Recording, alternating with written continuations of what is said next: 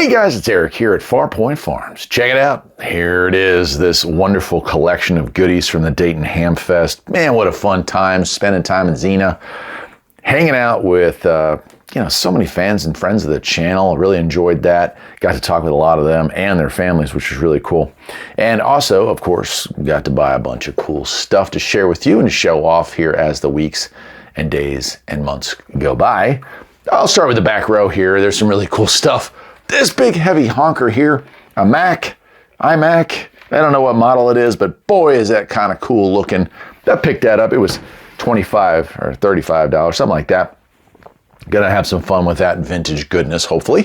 And then we've got this. This one was actually the first purchase of the day, very un-radio related, but it's the Synology DS223J. So look, if you're a YouTuber, you've got a ton of files to store. All the videos that you create and upload to various sites, you want to keep a file of that on your own hard drives, and it gets a bit hard as the years go on. So I bought what's called a NAS, and that's going to be a way for me to store extra stuff. Really cool part, paid $20 for that, which was a really good deal. Best part, found another guy here that was selling hard drives, 4 gig hard drive or 4 terabyte hard drive for $10 a piece. So I bought 2 of those to fill this up with, 8 terabytes of storage there. That'll be nice. Now, we don't use cell phones here on the farm at all. So I got the Sony Dream Machine clock radio to replace our ailing one, which was nice because it's hard to find one now that's not a smart alarm clock. I don't want that. Then my favorite radio for in-dash installation all the way up to today is the Cobra 18WX-ST2. Great little radio, picked that up, came with a bracket, mic, all that good stuff. All right, moving up. This thing, picked it up, it wanted 15, I offered 10. World Star is the brand, an old shortwave, airwave, weather band, TV band. I mean, obviously the TV band doesn't work, but it does CB as well. And just kind of a cool looking thing. Twin antennas on this, both in good shape, has a carrying handle, and has that kind of, that rack mount look to it. That's kind of cool. Whether it works or not, well, I don't know. We'll find that out the hard way, I guess, or the good way, hopefully.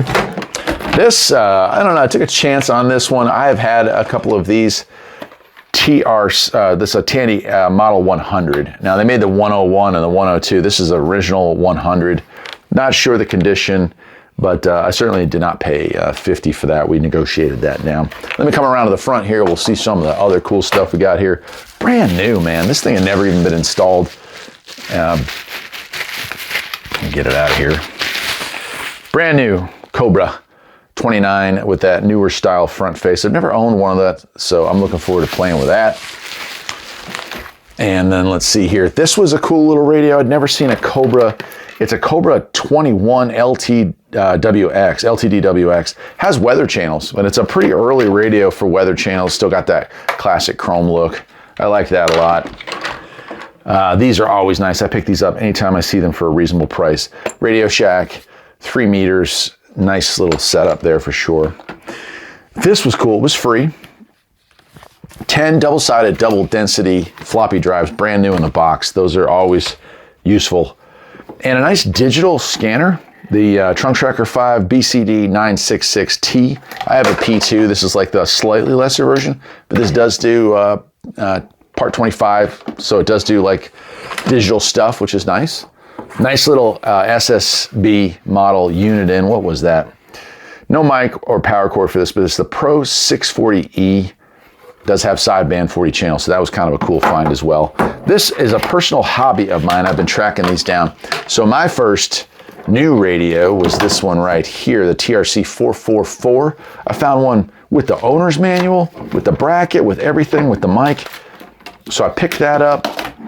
I've got one, it's always on display right here. So now I have one I can go back to using because I kind of enjoy using it down the garage. Well, now I'm thinking I want to collect all of that line. So there was the 443, the 444. I picked up a 445 in really nice shape. And then they have the 446 and 447 as well. So I'll keep an eye out for those and we'll go from there. On the bottom here, Sears Road Talker 40. Not a particularly fancy or crazy radio, but a nice one. And I love playing with those things, 40 channel. Above that, TRC 495. I actually own one of these. Dallas Rife gave me a really tricked out custom one with changing LEDs and stuff. Still have that. It's actually in the house. That's the radio I have in the house hooked up. But picked up another one of those. This one, the internal power supply failed, but it still works off a 12-volt wall wart. So I'll play with that for a while. Above that, Rare Bird 23-channel Lafayette. But it does have sideband, so that's kind of a cool thing. And it does look like it's been played with some, so it may have extra channels as well. And then the cream of the crop, this one has been on my list for a good long time to track down. Royce 642. I'm almost positive it's 642. Yeah. Sideband, 40 channel, 3 meters, a digital clock with a timer on it and an alarm on it and everything else. This is like the Cobra 2000 equivalent. You know, you had the President Madison or Uniden Madison, and you had the Cobra 2000, and then you had this. These all would have been the premier cream of the crop, you know, top of the line radios. This one I'll probably keep. I'm going to put it in there on the shelf, and I'll have that as a digital clock, but I'll also have it for talking specifically on sideband. So that's it. I don't know if it's the biggest or smallest haul that I've had here at Hamvention, but I will say that it was a great trip. The weather held out for the most part, a little bit of rain, but not terrible. And most importantly, it wasn't any of this stuff. Most importantly, it was getting out there and getting a chance to talk with some of the fans, some of the folks that follow the channel. I had a young guy who said, "Oh, you're Farpoint Farms." I said, "Yes, sure am, sir." And he said he started watching me when he was 11, and the problem was he was clearly in his 20s. And I thought, well, that's not possible. And then I realized that I've been doing this for that long. It's been over 10 years now. So yeah, here he was, 21 years old out there. And I bought a soda from him and some other stuff. He had RC Coke, but it was like, you know, 0 calories. So I brought that home for my wife. She wasn't able to attend this one, but hopefully next year she'll be able to go.